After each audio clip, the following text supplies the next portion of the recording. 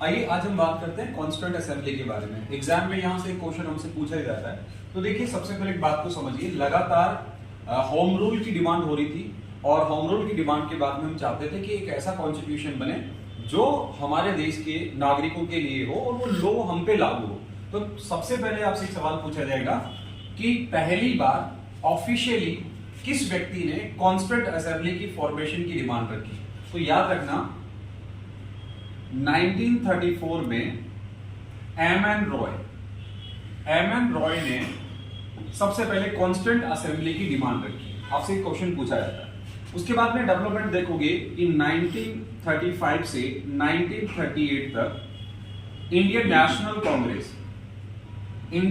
कांग्रेस अपने हर मंथ से constituent assembly के फॉर्मेशन की, कंपोजिशन की लगातार डिमांड करती रही और पहली बार ब्रिटिशर्स ने इसे 1940 के अंदर, जिसे हम बोलते हैं अगस्त प्रस्ताव या अगस्त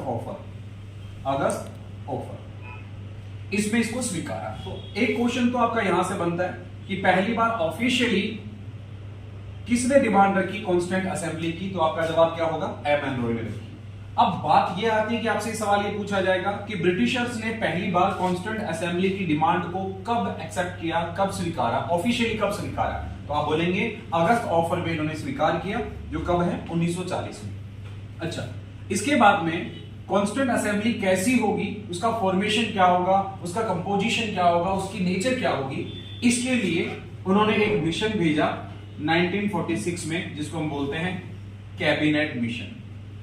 कैबिनेट मिशन वो मिशन था जिसने कॉन्स्टिट्यूएंट असेंबली की फॉर्मेशन और कंपोजिशन के बारे में बताया।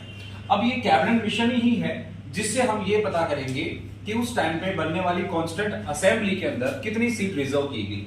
तो कैबिनेट मिशन ने ये बात डिटरमाइन की कि पर 10 लाख पॉपुलेशन के ऊपर एक रिप्रेजेंटेटिव होगा। तो इस तरह से 389 सीट्स हैं वो कॉन्स्टिट्यूएंट असेंबली के लिए रिजर्व की गई। अब ये 389 सीट्स हैं, ये कैसे हैं, इनका क्या आधार रहा? तो आप क्या बोलेंगे? ये उस टाइम की पॉपुलेशन के बेसिस पे थी कि इंडिया की एट दैट टाइम क्या पॉपुलेशन थी। तो उन्होंने कहा कि हर 10 लाख के ऊपर एक रिप्रेजेंटेटिव होगा। तो जो टोटल सीट्स आई कॉन्स्टिट्यूएंट असेंबली के लिए वो 389 सीट्स आई।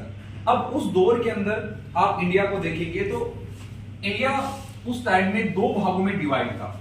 वो दो भाग क्या क्या थे आप समझिए कि ये 389 सीट्स है वो किस तरह से डिवाइड की गई थी।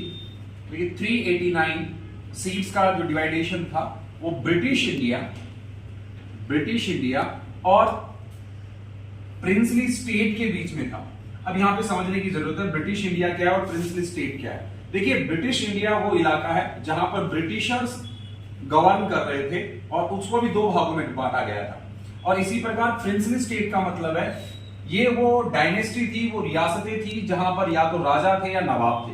तो 389 सीट्स में जो सीटें हैं उनका जो डिवाइडेशन है वो कुछ इस तरह से रहा कि 296 सीट्स हैं वो ब्रिटिश इंडिया को दी गई और जो 93 सीट्स हैं ये किसको दी गई? ये प्रिंसली स्टेट्स को दी गई। अब यहां पे एक बात और हमें समझने की जरूरत है कि ये जो 296 सीट्स हैं इनको भी कुछ इस तरह से डिवाइड किया कि ब्रिटिश इंडिया में एक तो वो स्टेट थे जहां पर गवर्नर हुआ करते थे और एक वो स्टेट थे जहां पे चीफ कमिश्नरी हुआ करती थी। तो उस दौर में 4 चीफ कमिश्नरी हुआ करती थी और बाकी आपकी 292 है वो गवर्नर स्टेट हुआ करते थे। तो गवर्नर स्टेट या यूं कहें ब्रिटिश इंडिया से तो जो लोग जाएंगे वो बाई इलेक्शन जाएंगे, मतलब इलेक्ट होके जाएंगे। जबकि जो प्रोविंसेस हैं या प्रिंसली स्टेट हैं वहां से वहां का जो मोनार्क होगा या वहां का जो रूलर होगा वो नॉमिनेट करेगा।